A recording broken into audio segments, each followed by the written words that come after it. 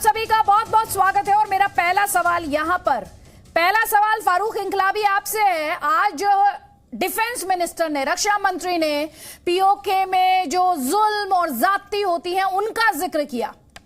आज शौर्य दिवस की बात की गई, लेकिन मुजफ्फर खान साहब ये सवाल आपसे भी है। पहले अगर आप तक आवाज पहुंच पा रही हो तो ये सवाल मैं आपसे भी लूंगी। लेकिन जम्मू कश्मीर में जो पार्टी है, चाहे वो एनसी हो चाहे वो पीडीपी हो, पीओके में जो जाती होती है, अत्याचार होता है, सेना के खिलाफ जो दहशतगर्दी को लेकर नारे बुलंद होते हैं, उस पर खामोशी क्यों साध दी जाती है?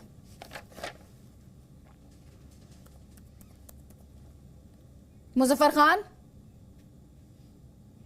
अपनी फिक्र होनी चाहिए अपने जम्मू कश्मीर की, पीओके की भी फिक्र करें, लेकिन पहले यहां जो लोग कश्मीरी पंडित जो लोग आप वापस नहीं उनको अपनी जगह पर पहुंचा सके, जो 1990 से लेकर 90s के जो दिहाई थी, उसमें जो लोग वहां से माइग्रेट हुए गन के डर से, खौफ टेररिज्म के डर से, उनको आप वापस नहीं पहुंचा पाए। और जो लोग उस वक्त भी वहां रुक गए या उस वक्त भी जिनको माइग्रेट नहीं होना पड़ा, उनको भी अब होना पड़ा। तो आप अपनी फिक्र, पहले तो हम अपनी फिक्र करेंगे कि हमारे यहाँ हालात क्या है। पीओके किसका है? पीओके भी हमारा है, लेकिन अभी फिलहाल तो उनके कब्जे में है। पहले आप अपने जो कब्जे में है इसके तो हालात ठीक करवाओ। अपने कब्जे में नहीं है सर, कब्जा नहीं कहते उसे, ये कब्जे में नहीं है। जो हमारे कब्जे में शब्दों को ले, ये कब्जे में नहीं है सर। अच्छा, आप अपने घर पर कब्जा करते हैं क्या? घर पर कब्जा होता है जो हमारे पास है। अब अच्छा, मैं लफ्ज बदलता हूं, जो हमारे पास है पहले उसका तो आप वहां जो हालात ठीक करो। वहां क्या दिक्कत है? वहां पर क्या दिक्कत है? आप बहुत दिखते हैं, यहाँ बहुत दिखते हैं। यहाँ जैसे लोगों को आज भी परेशानी है, यहाँ सिक्योरिटी नहीं है, यहाँ कोई आदमी सिक्योर नहीं है। अब बीजेपी वाले अगर डंडोरा पीटेंगे कि नहीं जी यहाँ सब कुछ सामान्य है, भाई 370 खत्म हुए, 4 साल हो गए हैं, इस अगस्त में 4 साल हो जाएंगे। आपने 4 साल में क्या किया? क्या इंप्रूवमेंट हुई? हालात बेहतर हुए या खराब हुए? जो हालात पहले ठीक थे वो भी खराब हो गए। रहा सवाल, अब ठीक है पीओके को अच्छा, मैं आपसे कुछ, चलिए आपने दावे किए ना, एक सेकंड सर सुन लीजिए, दो बातें मिक्सअप मत कीजिएगा। सुनिए मुजफ्फर खान जी, गैर कानूनी और गैर आईनी तरीके से हटाया, सुन लीजिए मेरी बात उसको। सर लॉ एंड ऑर्डर और अर्थव्यवस्था दोनों को मिक्सअप मत कीजिएगा। पहला सवाल, हर जुमे की नमाज के बाद जो आईसिस के फ्लैग्स, पाकिस्तानी फ्लैग्स, पत्थरबाजी सुरक्षा बलों पर 2019 5 अगस्त 2019 के बाद ऐसे स्टोन पेल्टिंग के कितने इंसिडेंट्स रिपोर्ट हुए हैं? आप बताइए। त्यागी मैम, मेरा नाम अदिति है, you can call me Aditi. Aditi ma'am सुनिए। No, you can call me Aditi, I am fine being called Aditi. Aditi सुनिए, उसके बाद वहां जहां नारे लगते थे ना, वहां नमाज ही नहीं हुई।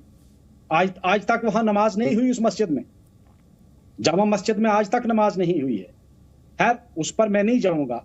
अगर ये बात हुई है कि लोग दिली तौर पर पत्थर मारना छोड़ गए हैं और दिली तौर पर आपने उनको चेंज कर लिया है, तो बहुत अच्छी बात है। ये एक अच्छी बात है, मेरे लिए खुशी का मुकाम है, ये खुशी की बात है। लेकिन ये तब पता चलेगा जब आप सिक्योरिटी फोर्सेस को वापस बैरक्स में लेंगे और लोग दिली तौर पर अगर आपके साथ होंगे तो बहुत अच्छी बात है। मुजफ्फर खान, आप थोड़ी देर पहले कह रहे थे यहाँ सिक्योरिटी नहीं है, अब आप कह रहे हैं सिक्योरिटी फोर्सेस को वापस उनके बैरक में लेकर जाइए। पहले डिसाइड कीजिए, या तो सिक्योरिटी है या तो सिक्योरिटी नहीं है। सिक्योरिटी फोर्सेस वहां पर है तो यानी सिक्योरिटी है। आप सर इतने कंफ्यूज क्यों हैं? इतने कंफ्यूज क्यों हैं? 2 काउंटर लीजिए, आप 2 काउंटर लीजिएगा, 2 काउंटर लीजिए, 2 काउंटर लीजिए सर। पहले जनरल सिन्हा, उसके बाद Ajay Alok, please. Targeted killing को लेकर इशू है, इससे कोई इंकार नहीं कर सकता। मिस्टर मुजफ्फर खान, पहली बात तो आपने कहा कि वहां सुरक्षा नहीं है। सुरक्षा नहीं है तो एक चीज बताइए कि डल लेक में अब बोटिंग कैसे फ्रीली हो रहा है? लोग सिनेमा घर में कैसे जा रहे हैं? आर्थिक विकास कैसे हो रहा है? लोग खुलेआम कैसे घूम रहे हैं?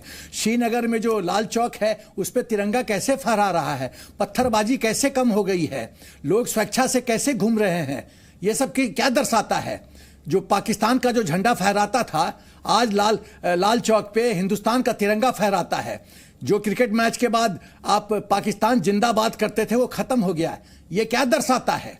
ये राष्ट्रीयता दिखाता है। ये दिखाता है कि जो बुद्धिमान कश्मीरी हैं वो मेन स्ट्रीम से जुड़ रहे हैं। आप लोग को दर्द पॉलिटिकल पार्टीज का, एनसीपी पीडीपी का दर्द मैं समझता हूं। और दर्द यह है कि आपकी जो दुकानदारी थी, जो जमींदारी थी, वो खत्म हो गई। आपने जो जिस तरह से सीट डिस्ट्रीब्यूशन नेहरू ने किया था, आपको मैक्सिमम सीट दिया, न भौगोलिक क्षेत्र दृष्टिकोण से न पॉपुलेशन के दृष्टिकोण से उतना सीट आपको बनता नहीं था। जम्मू और लद्दाख का बनता था। और नेहरू ने साजिश किया शेख अब्दुल्ला के साथ मिलकर, और आपने इंश्योर किया कि जम्मू एंड कश्मीर का मुख्यमंत्री नॉन मुस्लिम बन ही नहीं सकता है। यह बहुत बड़ा षड्यंत्र था जम्मू एंड कश्मीर के खिलाफ। तो आप जानते थे जब तक 377 रहेगा और आपके सीट्स इतने रहेंगे, ज्यादा सीट्स रहेंगे, आप अपना दादागिरी करते रहेंगे। भ्रष्टाचार के आप एपी सेंटर थे, केंद्र बिंदु थे। आपको शर्म नहीं आती? आप ऐसे ऐसे सर क्या हिला रहे हो? मेरे स्टेटमेंट का कोई जवाब नहीं होगा मिस्टर मुजफ्फर खान। आप लोग समझते हो कि आपके every day will be Sunday, ऐसा नहीं होता है।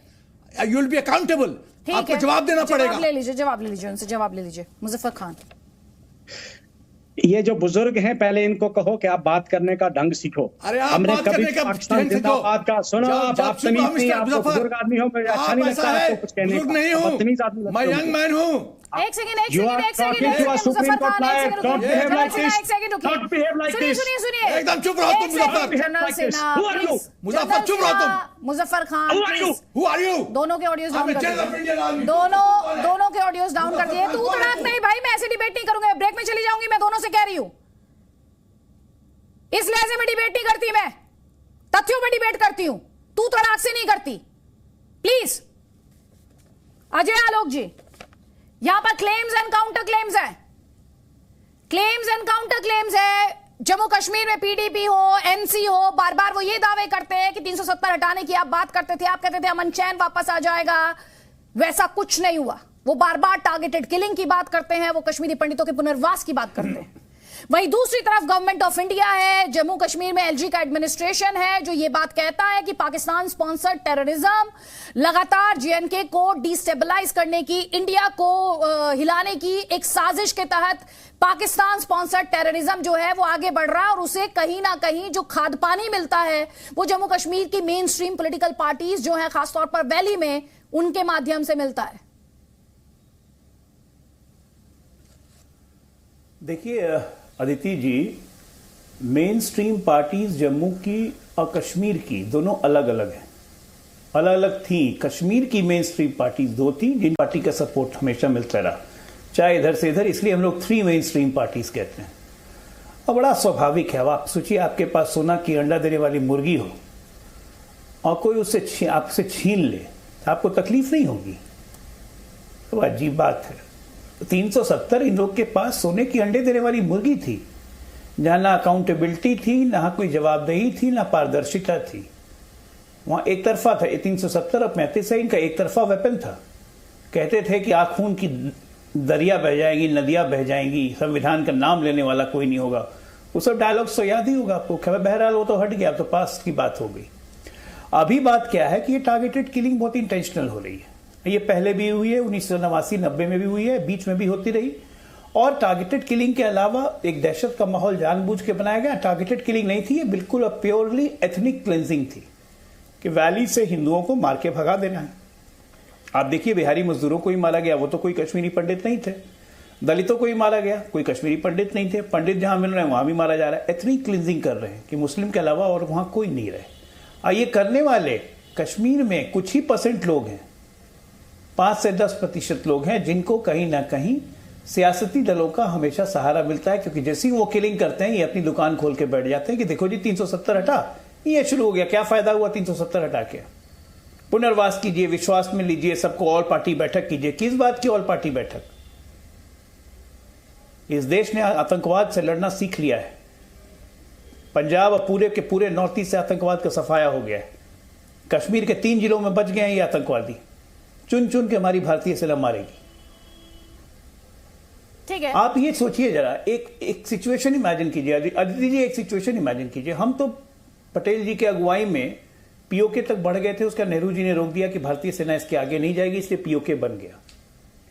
जरा सोचिए, या अगर नेहरू जी ने कहा होता कि ठीक है जम्मू ले लिया, आप कश्मीर में मत जाओ, वैली छोड़ दो उनके लिए, तो आज जिस तरह से गिलगिट, पीओके और बाकी बलूचिस्तान और सिंध में जिस तरह से हालात हैं ना, आज उससे भी बदतर कश्मीर के हालात होते हैं।